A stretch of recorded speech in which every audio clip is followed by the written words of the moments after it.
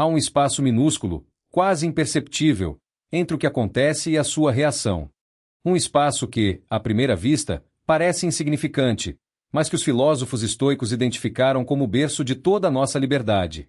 E o campo de batalha para nossa paz interior. É o segundo crucial, o sopro de tempo onde o universo apresenta um fato.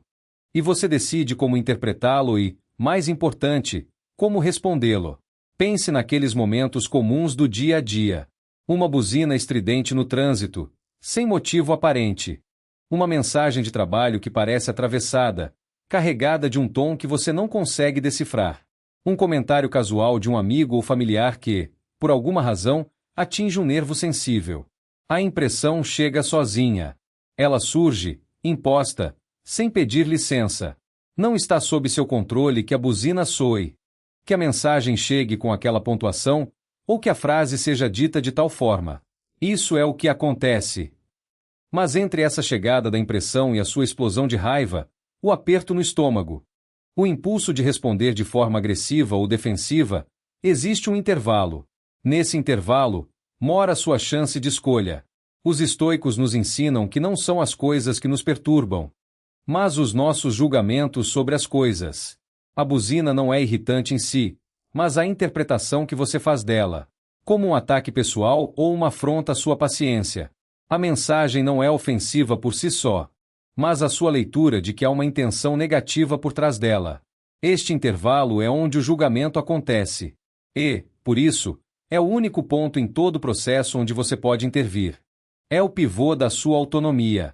É aqui que você pratica a arte de não ser meramente um autômato reagindo a estímulos externos, mas um ser consciente que escolhe seu caminho.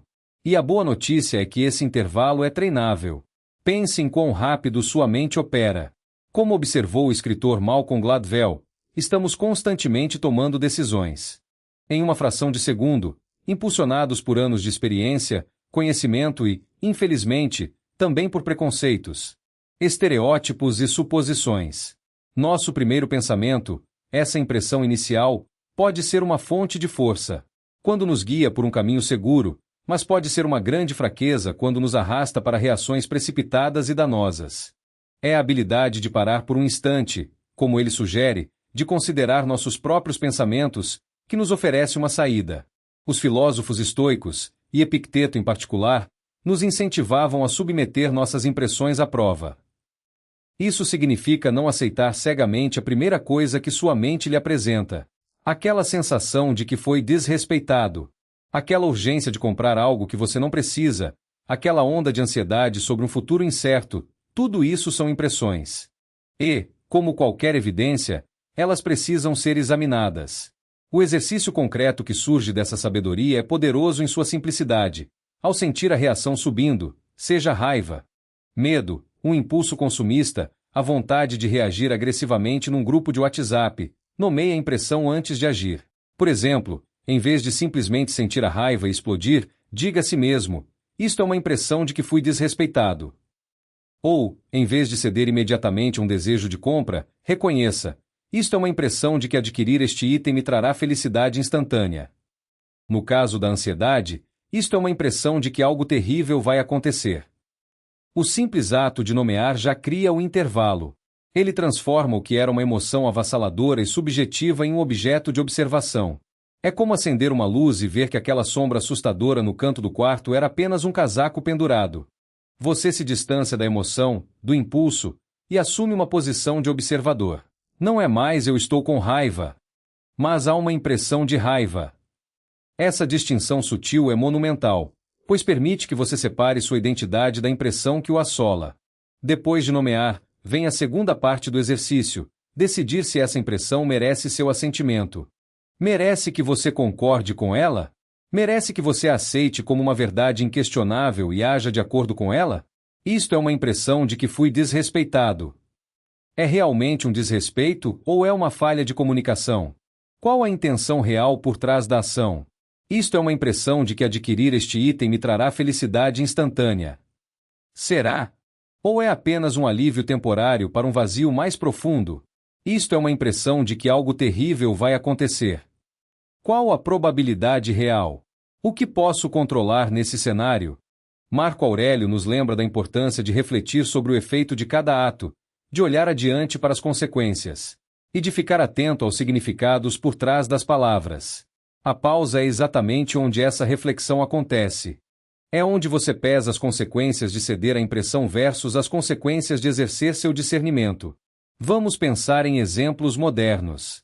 No ambiente de trabalho, um e-mail com feedback direto pode acender uma impressão de crítica injusta ou ataque pessoal. O impulso é responder na mesma moeda, defender-se ferozmente. Mas se você pratica a pausa, pode nomear: isto é uma impressão de que estou sendo injustiçado. Então, questionar: essa impressão merece meu assentimento? Há outra forma de interpretar o feedback? Qual o objetivo real da mensagem? Qual será a consequência de uma resposta impensada? Nas redes sociais, a tentação de se envolver em discussões acaloradas é constante.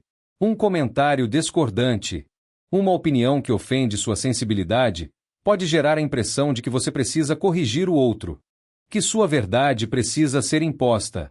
Mas, ao nomear isto, é uma impressão de que devo provar meu ponto e defender minha honra.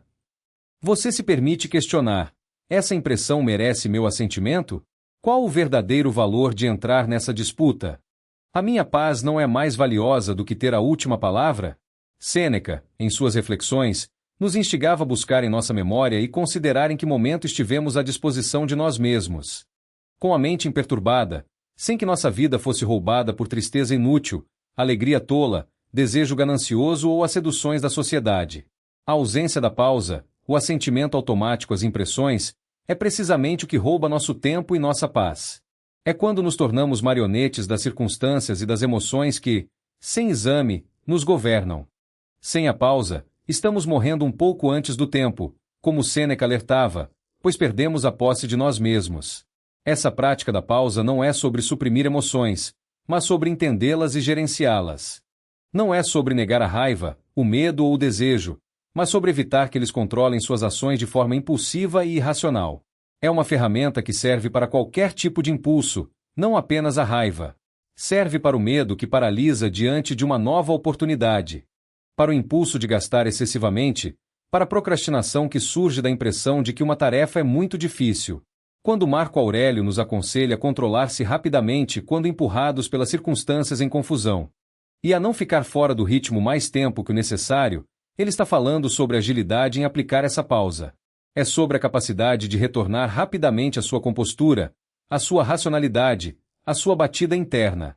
A prática torna o intervalo maior, a nomeação mais rápida e o julgamento mais lúcido. A verdadeira liberdade, para os estoicos, não reside na ausência de problemas ou em um mundo perfeito. Ela reside na sua capacidade de escolher sua resposta, independentemente do que aconteça. É nesse segundo, nesse respiro, nesse espaço entre a impressão e o assentimento, que você se torna verdadeiramente livre. É ali que você decide se será vítima das suas reações automáticas ou mestre do seu próprio destino. O treinamento desse intervalo é, portanto, o caminho mais direto para uma vida de serenidade e propósito. Uma vida onde você é o protagonista, e não apenas um ator reagindo às deixas alheias. A pausa é o seu santuário interior, o local onde você reconecta com a sua razão e com seus valores mais profundos antes de se precipitar. É o alicerce de uma vida intencional e a verdadeira manifestação da liberdade estoica.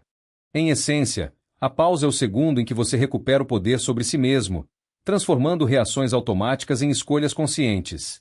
Ao nomear a impressão e questionar seu assentimento, você forja a liberdade de viver uma vida guiada pela razão e não pelos impulsos. Se essas ideias ressoam em você, inscreva-se e siga nessa jornada comigo.